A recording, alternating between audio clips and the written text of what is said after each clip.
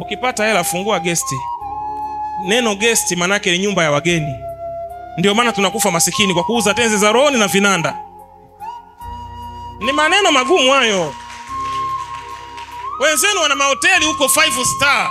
Wana mahoteli huko. Hao wanawaongoza ni viongozi wa dini, lakini wana mahoteli. Nyinyi wanawaambia dhambi, wao wanayo. Na wameweka kila kitu.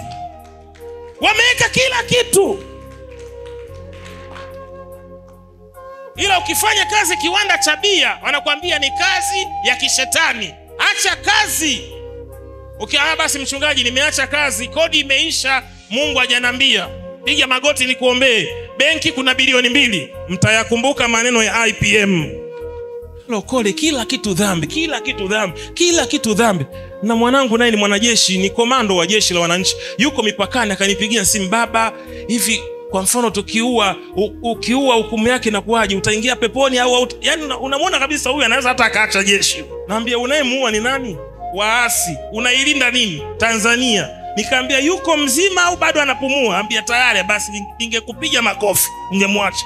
Mungu mwenyewe anasema mimi ni Bwana wa nini? Bwana wa vita, Bwana wa majeshi. Kuna watu lazima watangulie ili nchi iwe salama. Kuna watu lazima watangulie ili dunia iwe na amani. Yesu mwenyewe akasema alipozaliwa, maandiko yanasema ilibidi mfalme afanyeje? Afe. Wakamchukua Yesu wakampeleka Misri. Maandiko yanasema wakakaa huko mpaka mfalme alipouawa. Ilibidi auawe mfalme ili utawale. Kuna wakati mwingine ili utawale inabidi waondolewe wengine ili utawale.